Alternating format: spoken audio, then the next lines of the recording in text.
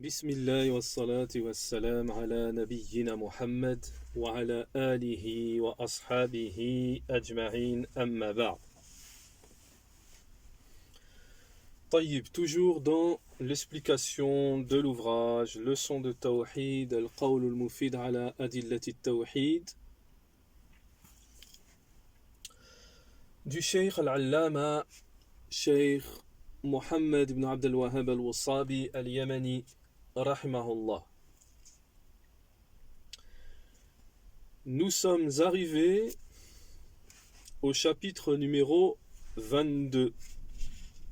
Nous sommes arrivés au chapitre numéro 22 pour ceux qui ont l'ouvrage, le livre, page 75.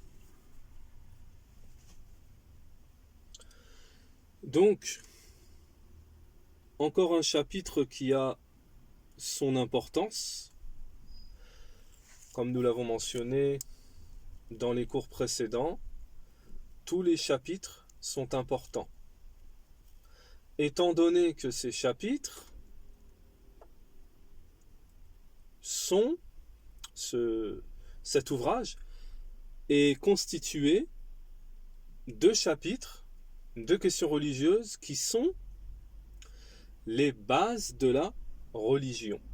Les bases de la religion, les chapitres importants qui sont des fondamentaux ou très importants dans la religion. Donc aujourd'hui, ce chapitre numéro 22 également est un chapitre très important,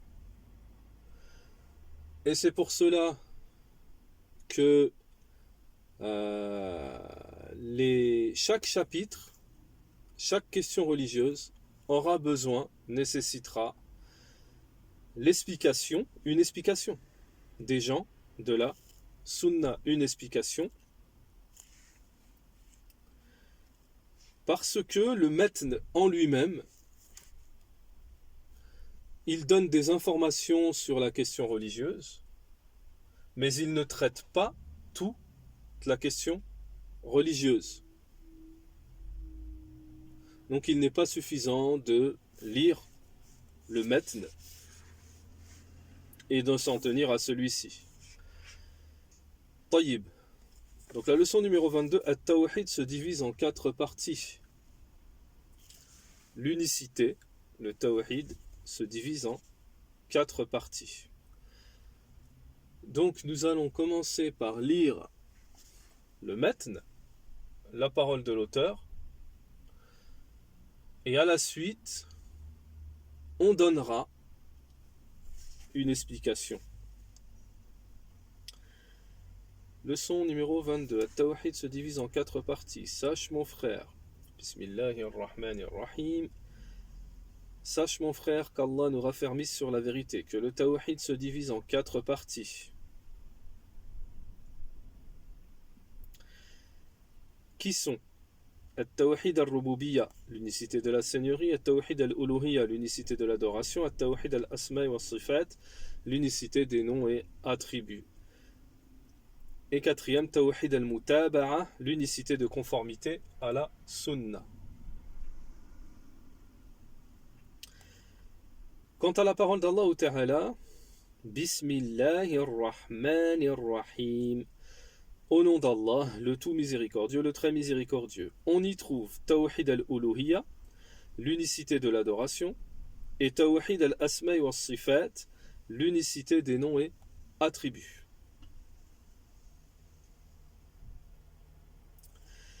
Quant à sa parole, Alhamdulillahi Rabbil Alamin, on y trouve le Tawhid al-Uluhiyya, c'est-à-dire l'unicité de l'adoration, l'unicité de la divinité, donc de l'adoration, Tawhid al-Rububiyya, l'unicité de la Seigneurie, et Tawhid al-Asma' wa Sifat, l'unicité des noms et attributs. Donc, comme on va le voir à la suite, Alhamdulillahi Rabbil Alamin contient les 3 formes d'unicité.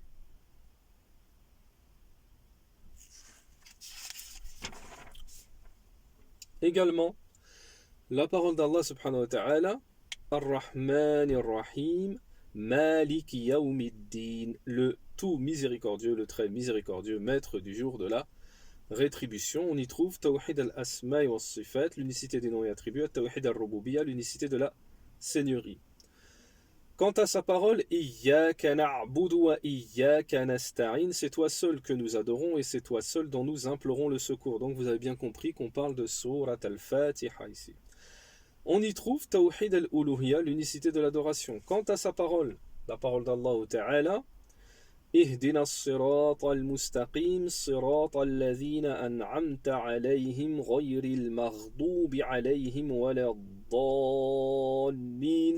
Guide-nous dans le droit chemin, le chemin de ceux que tu as comblés de faveur, non pas de ceux qui ont encouru ta colère, ni des égarés. On y trouve le Tawhid al-Uluhiyya, l'unicité de l'adoration, et Tawhid al-Mutaba'a, l'unicité de conformité à la Sunna.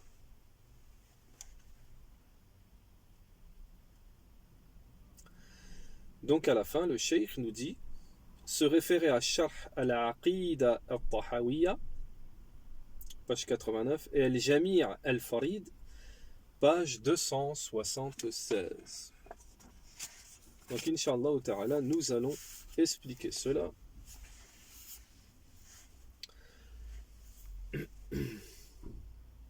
Donc, l'unicité, al-Tawhid, se divise en 4 parties.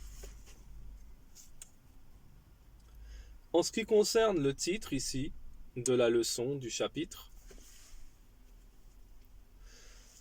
il y a donc des savants qui voient que l'unicité d'Allah Ta'ala, plutôt l'unicité en général, se divise en 4 catégories. Nous allons donner, donc, par rapport à cette parole de l'auteur, qui pour certains savants n'est pas juste,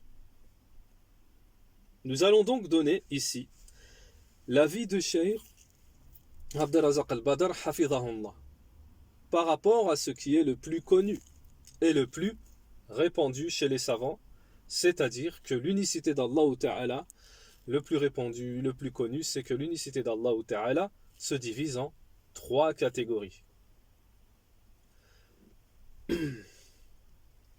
Cheikh Abdelrazak al-Badr hafidhahullah nous dit, il y a des savants qui mentionnent cette subdivision.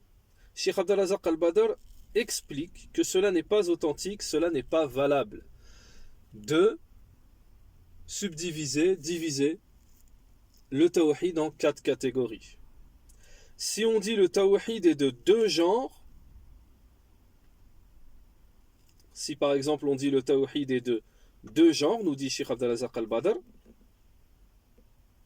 alors là, oui. C'est-à-dire tawhid al-mursil, c'est-à-dire l'unicité en rapport avec Allah Ta'ala, et le tawhid al-mursal, qui est le suivi du prophète, alors là, oui, nous dit Cheikh Abdelrazak al-Badr. Là, on peut dire ça. Mais on ne peut pas diviser l'unicité en 4 catégories, nous dit Cheikh Abdelrazak al-Badr.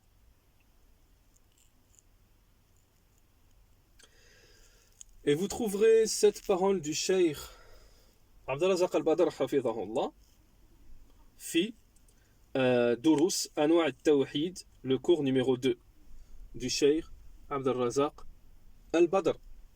Durus Anwa' al-Tawhid, cours numéro 2. Donc, Wallahu a'lam, le plus juste, c'est de mentionner la subdivision de l'unicité d'Allah Ta'ala du Tawhid en 3 catégories. Taïb.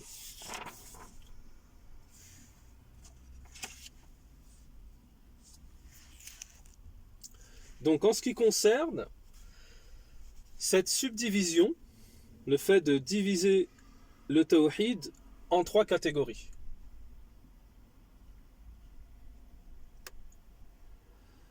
D'où les savants ont tiré cette subdivision. Donc, bitatabi' wa istiqra. Bitatabi' wa istiqra. Les savants nous disent, ils ont tiré cette subdivision, la subdivision de l'unicité d'Allah subhanahu wa ta'ala en 3 catégories, en se penchant sur le livre d'Allah ta'ala, Al-Qur'an, et la sunna du prophète, alayhi salatu wassalam, en parcourant le Qur'an et la sunna. Les savants de la sunna ont déduit, ont constaté que l'unicité d'Allah ta'ala était de 3 catégories. Alors il n'y a pas de mal, comme le disent les savants, à ce que tantôt ce soit 2 catégories. Mais attention, lorsque les savants mentionnent la subdivision du tawhid en 2 catégories, elle comprend les 3 catégories. Elle comprend les 3 catégories. Ça ne veut pas dire que lorsque les savants disent le tawhid, comme ça arrive souvent, le tawhid se divise en 2 catégories, cela veut dire que on omet on fait abstraction d'une catégorie du tawhid. Non, c'est pas du tout ça. C'est parce que la première catégorie englobe les 2 catégories que sont la seigneurie et l'unicité de la seigneurie et l'unicité des noms et attributs, c'est-à-dire tawhid, ma'rifa, al-ma'rifa wa ithbat.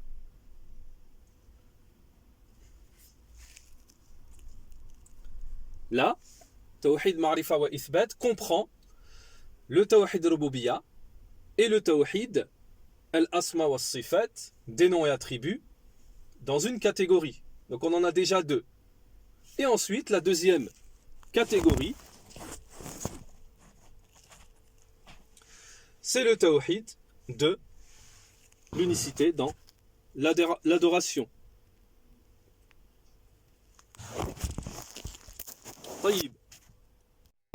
Et la deuxième catégorie, lorsqu'il est classé en 2 catégories, on ne l'a pas dit, tawhid al-qasd wa talab.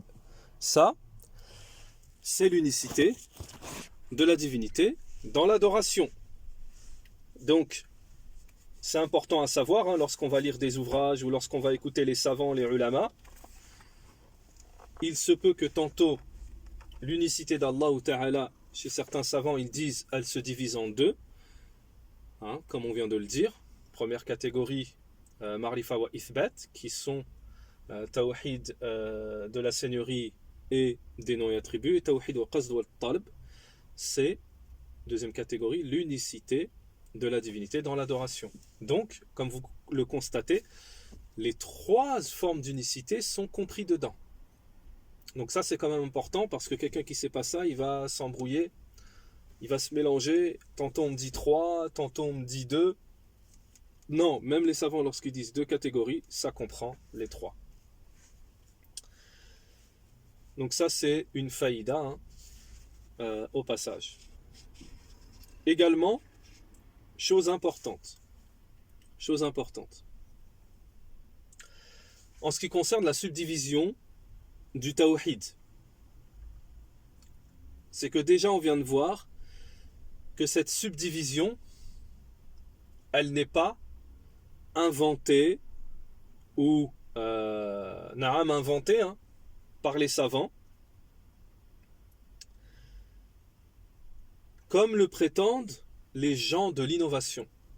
Donc parmi les gens de l'innovation et autres, parmi les gens de l'innovation, comme il y a beaucoup de groupes qui ne reconnaissent pas certaines catégories de l'unicité, comment vont-ils procéder? Ils vont dire que cette subdivision en 3 catégories chez les gens de la Sunna, ils l'ont inventée, ça n'existe pas. Comme c'est le cas pour le terme tawhid. Comme vous le savez, ils disent le terme tawhid n'existe pas. Tout ça pour faire du polythéisme. Ou autre, hein, pour ne pas reconnaître les noms et attributs. Et sur cela, il y a un long détail qui n'est pas notre sujet aujourd'hui. Si déjà on maîtrise ça en règle générale, c'est déjà très bien. Car ici, nous sommes dans les bases. Nous détaillons un tout petit peu, mais nous ne rentrons pas dans le grand détail. Donc voilà une faïda ici, c'est-à-dire quelle est parmi les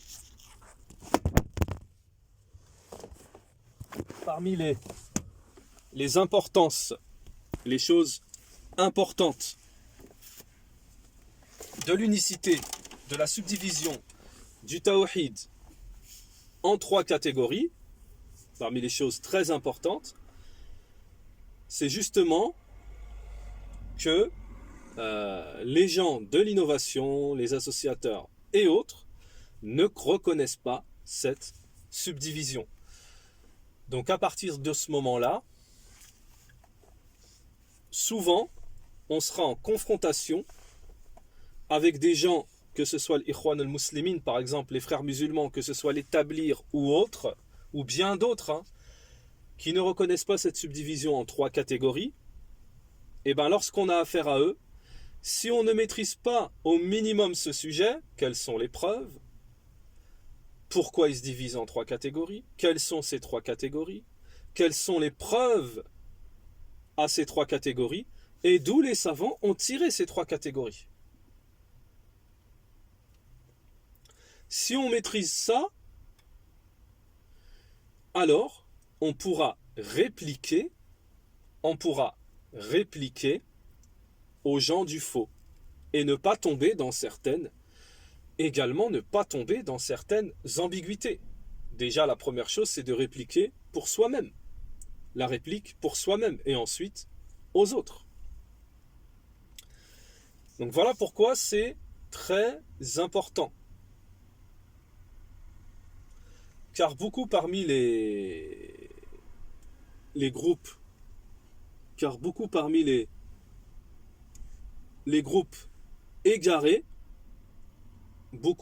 groupes égarés, ne reconnaissent pas, par exemple, l'unicité de la divinité. Ne reconnaissent pas, par exemple, l'unicité de la divinité, mais ils reconnaissent uniquement que l'unicité de la seigneurie. Et ces groupes-là, ils font du polythéisme. Du shirk.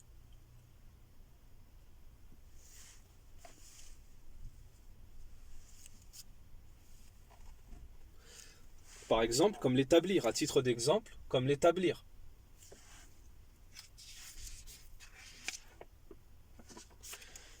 طيب. Donc Inch'Allah Ta'ala, nous allons citer la parole de Cheikh Abd al-Razaq al-Badr hafidhahullah au sujet de cette subdivision du tawhid en 3 catégories.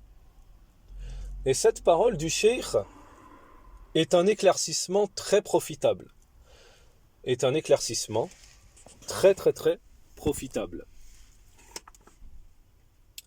Cheikh Abd al-Razaq al-Badr hafidhahullah يقول ولهذه الأقسام الثلاثة للتوحيد. Et en ce qui concerne ces 3 catégories de l'unicité, les preuves sont nombreuses. Les preuves sont nombreuses. Donc, il y a les preuves du livre d'Allah Ta'ala sur cette subdivision, mais il y a également des preuves dans la Sunnah du prophète alayhi salatu wassalam. Et les preuves sont nombreuses. Naham. Donc Cheikh Abd al-Razaq al-Badr nous dit: la personne qui a connaissance des textes du livre d'Allah et de la sunna du prophète alayhi salatu wassalam connaît ces preuves. Et même, nous dit Cheikh Abdelrazak al-Badr hafidhahullah, et même celui qui mémorise, qui apprend Surat al-Fatiha et Surat al-Nas, Surat al-Fatiha et Surat al-Nas, il trouvera ce qui est un remède et qui est suffisant sur l'éclaircissement et l'argumentation par rapport au texte sur cette subdivision du tawhid, c'est-à-dire de l'unicité, en 3 catégories.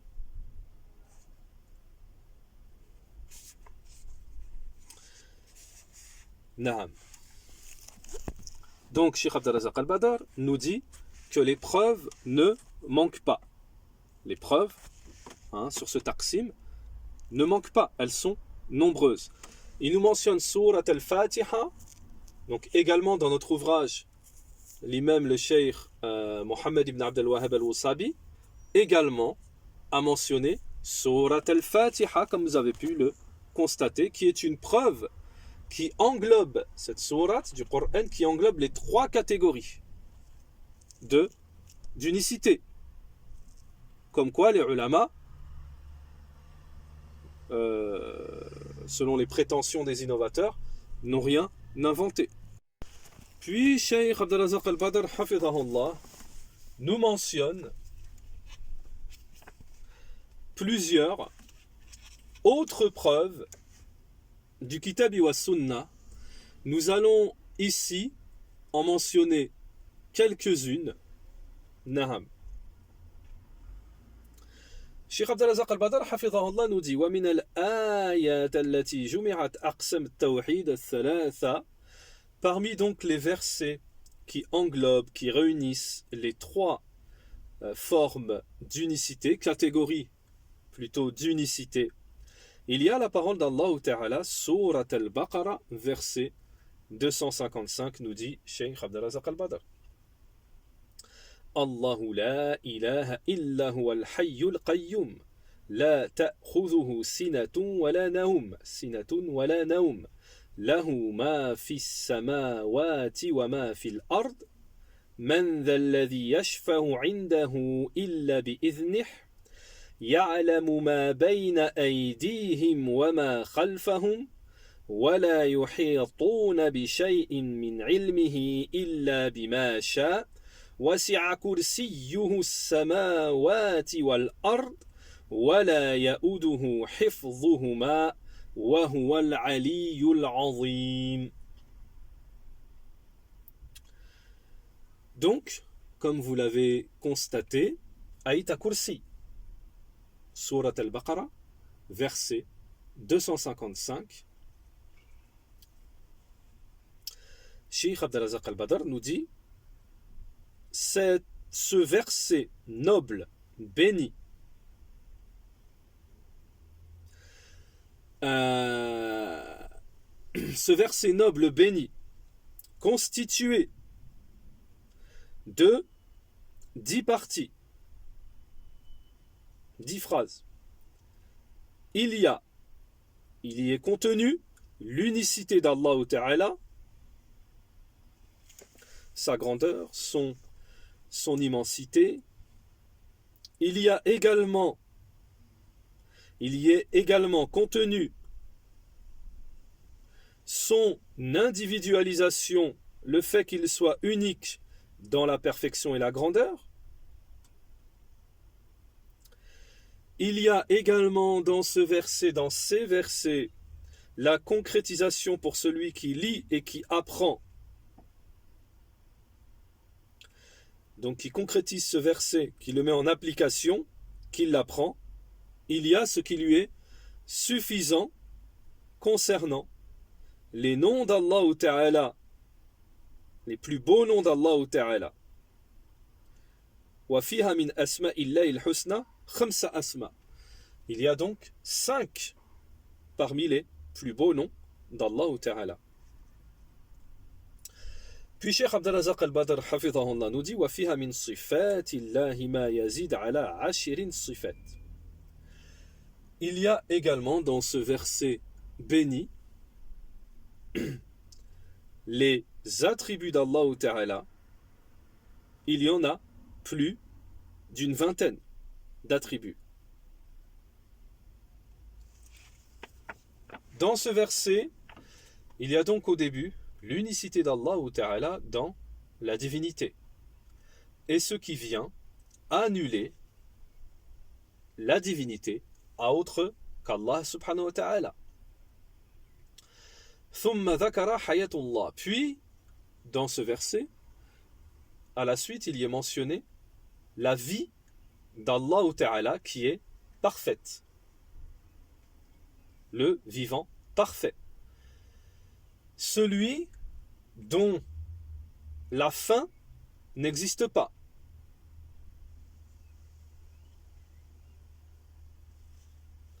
Également, il y est mentionné le fait qu'Allah Ta'ala soit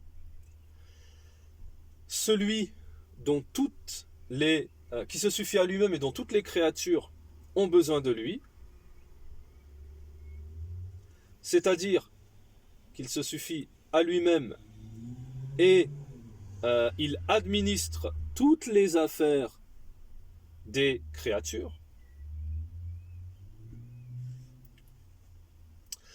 Il y est également mentionné dans Ayat Kursi le fait qu'Allah subhanahu wa ta'ala soit exempt d'attributs qui le rabaissent, comme le fait de dormir, par exemple.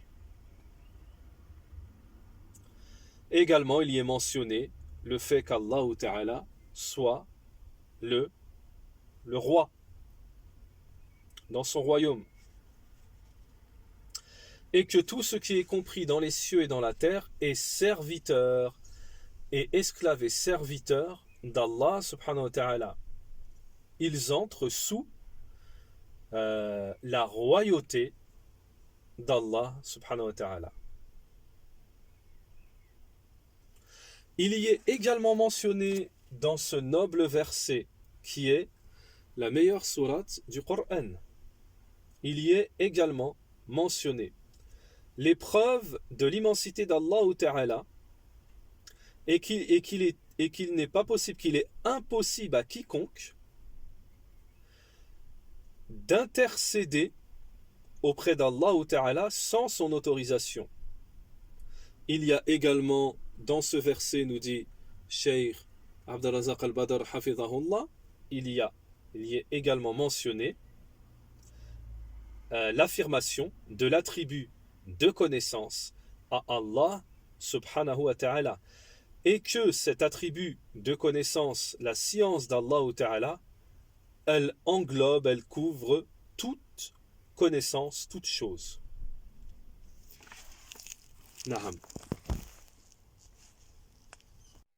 Donc, l'attribut parfait d'Allah subhanahu wa ta'ala concernant la science, la connaissance. Et à ce propos, nous vous apportons une faïda au passage, incha'Allah, d'où l'importance de chaque mas'ala.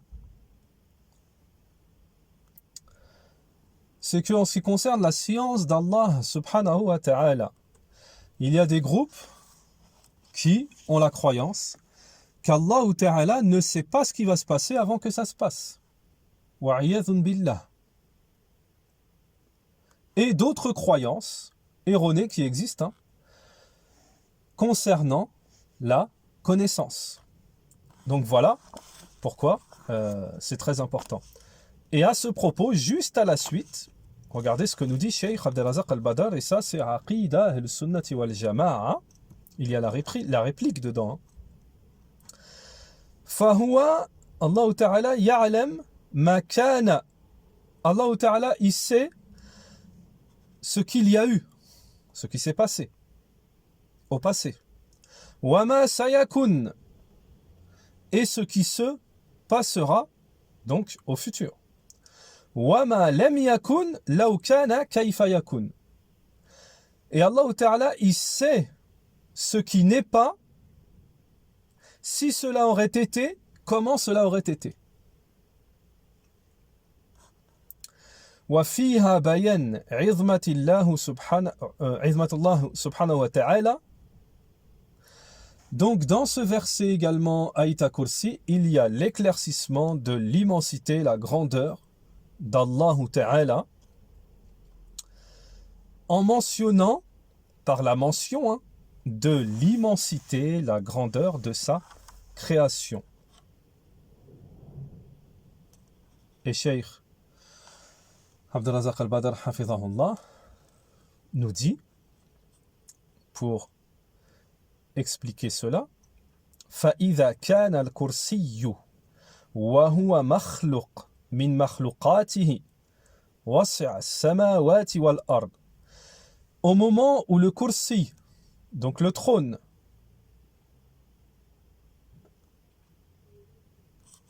plutôt le kursi, plutôt, Naam, le trône, au moment où le trône est parmi les créations d'Allah subhanahu wa ta'ala, la création qui est plus large, plus grande que les cieux et que la terre.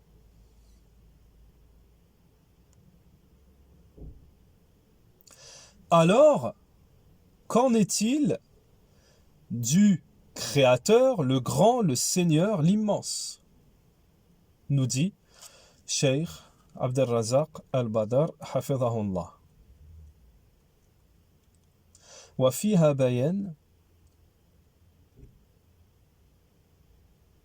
Il y a également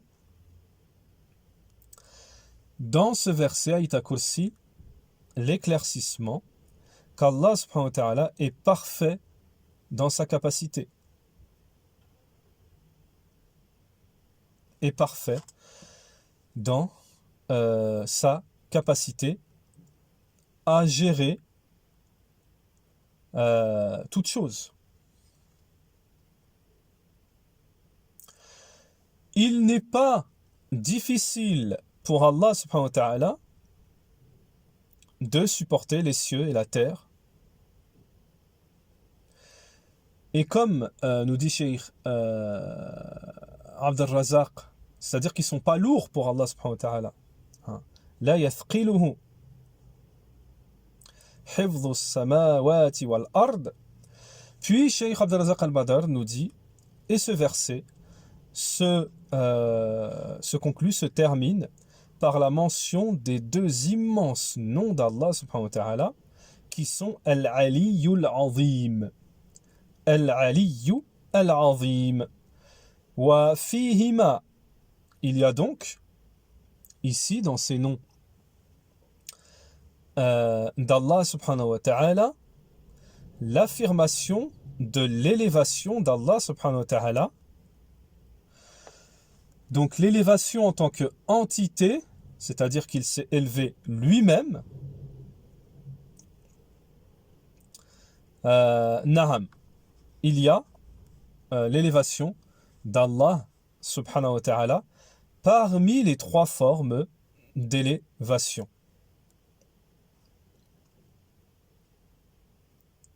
Tayyib. Donc ça c'est en ce qui concerne Ayat Kursi, le verset du trône. Donc Cheikh Abdelrazak al-Badr Hafidhahullah nous mentionne ici ce verset comme preuve à la subdivision de l'unicité d'Allah subhanahu wa ta'ala en trois catégories. Mais la faïda ici, et on a souhaité continuer dans la parole de Cheikh Abdelrazak, c'est qu'il en a profité également pour donner une petite explication de Ayat Kursi, et c'est quelque chose de très important. C'est quelque chose de très important. Parmi les causes de son importance, c'est que comme le disent les savants, c'est le verset, et comme l'a dit le prophète, c'est le verset, le meilleur verset du Coran. Première chose, des causes. Et deuxièmement, comme c'est un des versets que la plupart des musulmans connaissent, ont appris, pour plusieurs raisons qui sont connues, c'est-à-dire que le musulman doit apprendre Ayatul Kursi, parmi les causes, protection contre le shaitan et bien d'autres causes. Mais c'est une grande protection contre le shaitan, comme cela a été authentifié dans la sunna du prophète, alayhi salatu wassalam. Donc, la plupart des musulmans connaissent Ayatul Kursi, mais est-ce qu'ils connaissent son sens? Et il est très très très important de connaître le sens de Ayatul Kursi. Et ici, c'est pour cela que Cheikh Abd al-Razak al-Badr nous donne une petite explication de Ayatul Kursi au passage, et cela n'est pas négligeable, cela est au contraire très profitable. Également, Cheikh Abd al-Razak al-Badr, hafidhahullah, nous mentionne d'autres versets. Nous allons nous en donner quelques-uns, d'autres versets qui sont des preuves à la subdivision, les preuves dans le Coran, comme quoi l'unicité d'Allah se divise en 3 catégories, contrairement à ce que prétendent les innovateurs. Taïb, vous avez Surat al-Ma'ida, verset 72. Qul أتعبدون من دون الله ما لا يملك لكم ضرا ولا نفعا والله واسع والله نعم هو السميع العليم. Vous avez également Surat al-An'am, également le verset connu, verset 102. ذلكم الله ربكم لا إله إلا هو خالق كل شيء فاعبدوه وهو على كل شيء وكيل لا تدركه الأبصار وهو يدرك الأبصار وهو اللطيف الخبير. Également, Surat al-An'am, donc verset 102, que vous pouvez aller vérifier. Vous avez également la parole d'Allah Ta'ala, Surat Yunus, verset 3. إن ربكم الله الذي خلق السماوات والأرض في 6 أيام ثم استوى على العرش يدبر الأمر ما من شفيع إلا من بعد إذنه ذلكم الله ربكم فاعبدوه أفلا تذكرون. Surat Yunus, verset 3. La parole d'Allah également au Ta'ala, Surat Yunus, verset 106. ولا تدعوا من دون الله ما لا ينفعك ولا يضرك فإن فعلت فإنك إذن من الظالمين وإن يمسسك الله بضر فلا كاشف له إلا هو وإن يردك بخير فلا راد لفضله يصيب به من يشاء من عباده وهو الغفور الرحيم. Et bien d'autres versets, Surat Sad, verset 65, Surat Al-Ghafir, verset 65 également. Surat Al-Shawra, verset 10. Surat Al-Jathia, verset 36. Également, هو الله الذي لا إله إلا هو عالم الغيب والشهادة هو الرحمن الرحيم هو الله الذي لا إله إلا هو المالك القدوس السلام المؤمن المهيمن العزيز الجبار المتكبر سبحان الله عما يشركون هو الله الخالق البارئ المصور له الأسماء الحسنى يسبح له ما في السماوات والأرض وهو العزيز الحكيم. Surat al-Jathia, Al-Hashir, pardon, verset 23. Également, vous avez Surat Maryam, verset 65, pour terminer. Rabbus samawati wal ard وما بينهما فاعبده واصطبر لعبادته هل تعلم له سميا. طيب.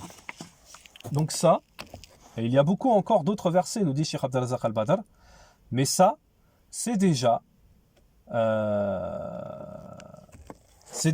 une partie.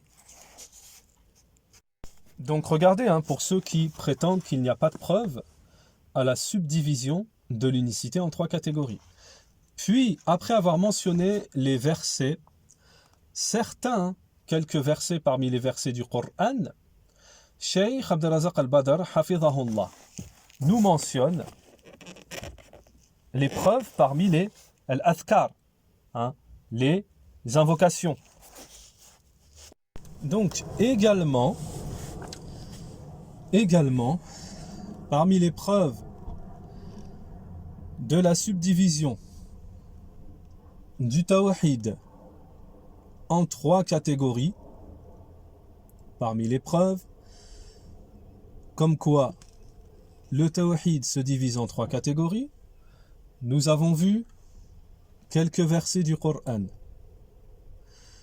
Cheikh Abd al-Razak al-Badr nous mentionne également des invocations. Des invocations connues dans la sunna du prophète, alayhi salatu wassalam, des invocations qui sont connues de la sunna du prophète, alayhi salatu wassalam, et qui englobent, qui comprennent les 3 formes d'unicité. Alors on va donner quelques exemples. عن شداد بن أوس رضي الله عنه عن النبي صلى الله عليه وسلم أنه قال سيد الاستغفار أن يقول اللهم أنت ربي لا إله إلا أنت خلقتني وأنا عبدك وأنا على عهدك ووعدك ما استطعت أعوذ بك من شر ما صنعت أبوء لك بنعمتك علي وأبوء بذنبي فاغفر لي فإنه لا يغفر الذنوب إلا أنت. Donc, ici, Cheikh Abd al-Razak al-Badr, hafidhahullah, nous mentionne l'invocation connue qui est l'invocation de tawba, de demande de pardon à Allah Ta'ala. Il est connu que cette invocation est la meilleure formulation pour demander pardon à Allah subhanahu wa ta'ala, comme le disent les savants. Et cette invocation est mentionnée dans Rawal Bukhari, donc rapporté par l'imam al-Bukhari, rahimahullah. Également parmi les invocations, donc pour la traduction, traduction rapprochée du sens de l'invocation, Allahumma, oh Allah, tu es mon Seigneur, il n'y a pas de divinité en dehors de toi, tu m'as créé et je suis ton serviteur, et jusqu'à la fin de l'invocation. وعن عبد الله بن مسعود رضي الله عنه قال كان النبي صلى الله عليه وسلم إذا أمسى قال. Également, Cheikh Abd al-Razak al-Badr hafidhahullah nous mentionne la parole d'Ibn Mas'ud radiyallahu anhu, comme quoi le prophète lorsqu'il allait pour se coucher, il disait إذا أمسى قال أمسينا وأمسى للملك لله للملك لله وللحمد لله لا إله إلا الله وحده لا شريك له له الملك وله الحمد وهو على كل شيء قدير ربي أسألك خير ما في هذه الليلة وخير ما في بعدها وأعوذ بك من شر ما في هذه الليلة وشر ما بعدها ربي أعوذ بك من الكسل وسوء الكبر ربي أعوذ بك من عذاب في النار وعذاب في القبر. Donc l'invocation toutes ces invocations qu'on est en train de mentionner font partie des invocations qu'il incombe aux musulmans de connaître. Donc normalement, tous les musulmans doivent connaître ces invocations. La meilleure invocation pour faire tauba, lorsqu'on demande, on se repentit envers Allah. Ici, le cheikh nous mentionne l'invocation lorsqu'on va se coucher. Puis, également, à la suite de cette invocation, rapportée par At-Tirmidhi, Abu Daoud et d'autres, également l'invocation lorsque on se lève également, rapporté par Muslim. Wa idha asbaha, et lorsque le prophète se levait, il disait asbahna wa asbaha lil mulk lillah. عن أبي هريرة رضي الله عنه أن أبا بكر الصديق رضي الله عنه, il a été rapporté par Abi Hurairah رضي الله عنه que Abu Bakr Siddiq رضي الله عنه a dit, le messager d'Allah alayhi salatu wassalam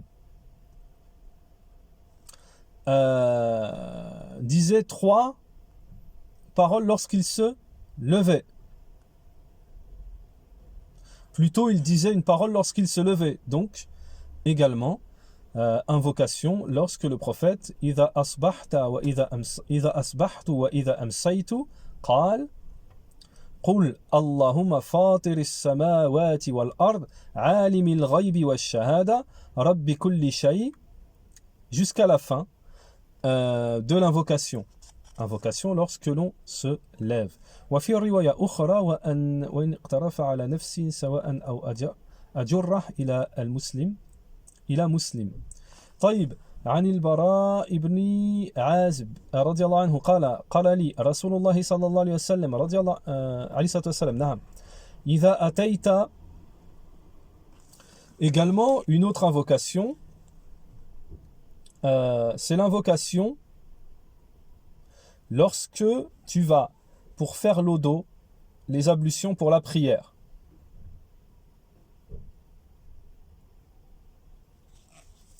Il y a une invocation spécifique. Donc cette invocation, c'est lorsque tu vas faire l'odo, mais pour aller te coucher. Donc tu fais l'odo comme si, nous dit Cheikh Abdelrazak Al-Badr, comme si tu allais faire la salat. Puis tu te mets sur la droite et tu prononces l'invocation Allahumma inni aslamtu nafsi ilayk wa wajjahtu wajhi ilayk wa fawajjtu amri ilayk wa alahjtu dhahri ilayk raghbatan wa rahbatan ilayk la malaj'a wa la manja منك إلا إليك آمنت بكتابك الذي أنزلت وبالنبيك الذي أرسلت فإن مت من ليلتك مت وأنت على الفطرة. En gros, cette invocation qui est rapportée par Al-Bukhari et Muslim, c'est l'invocation également lorsque l'on va se coucher. Et le cheikh nous dit ici, plutôt c'est toujours dans la parole du prophète, lorsque la personne dit cette invocation, se couche en disant cette invocation, si elle meurt sur la bonne prédisposition, al-fitra. Donc, toutes ces invocations, Cheikh Abdelrazak Al-Badr, et il y en a d'autres, on va les... il en reste 2. Cheikh Abdelrazak Al-Badr nous dit que ces invocations englobent les trois formes, les 3 catégories d'unicité d'Allah subhanahu wa ta'ala.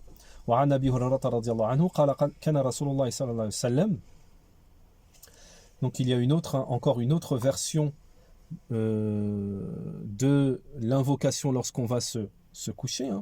اللهم رب السماوات ورب الأرض ورب العرش العظيم ربنا ورب كل شيء فلتق حبي والنوه ومنزل التوراة والإنجيل والفرقان أعوذ بك من شر كل دابة أنت آخذ بناصيتها اللهم أنت الأول فليس قبلك شيء وأنت الآخر فليس بعدك شيء وأنت الظاهر فليس فوقك شيء وأنت الباطن فليس دونك شيء إلى آخره.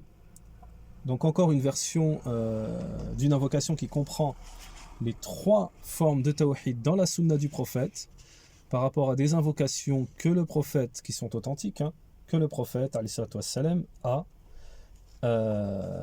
faites. عن ابن عباس رضي الله عنه أن رسول الله صلى الله عليه وسلم كان يقول اللهم لك أسلمت بك وبك آمنت وعليك توكلت وإليك أنبت وبك خصمت اللهم إني أعوذ بعزتك لا إله إلا أنت أن تضلني أنت الحي الذي لا يموت والجن والإنس يموتون.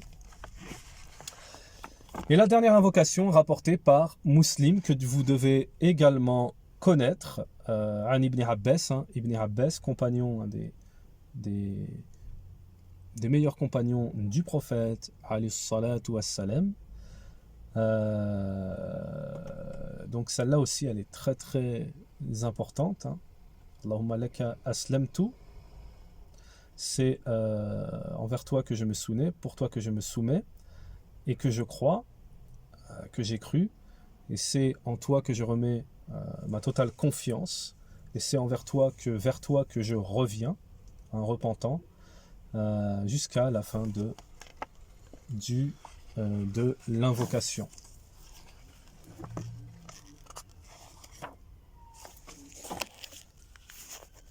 Taïb. Donc voilà une explication de ce taqsim, cette subdivision du tawhid de l'unicité d'Allah Ta'ala en trois catégories, où nous avons, par la grâce d'Allah, apporté quelques preuves, parce que les preuves de la subdivision du tawhid en trois catégories sont très nombreuses. Et même le petit détail que nous avons fait ici, en général, on ne trouve pas un détail comme ça. En général, on ne trouve pas un détail comme ça. Alors, pour ceux qui veulent plus de détails concernant ce chapitre, la subdivision du tawhid en trois catégories, vous pouvez revenir vers une risala de Cheikh Abdelrazak al-Badr, hafidhahullah, où il y a un détail plus grand, plus long, qui se nomme Mukhtasar al-Mufid, donc traduction rapprochée du titre, du sens du titre, résumé utile dans l'éclaircissement de l'argumentation de la subdivision du tawhid de l'unicité. Mukhtasar Mufid fi bayan dalail aqsam al-tawhid du Cheikh Abdelrazak al-Badr, hafidhahullah, et cela pour ceux qui veulent un détail plus long. سبحانك اللهم وبحمدك وأشهد أن لا إله إلا أنت وأستغفرك وأتوب إليك.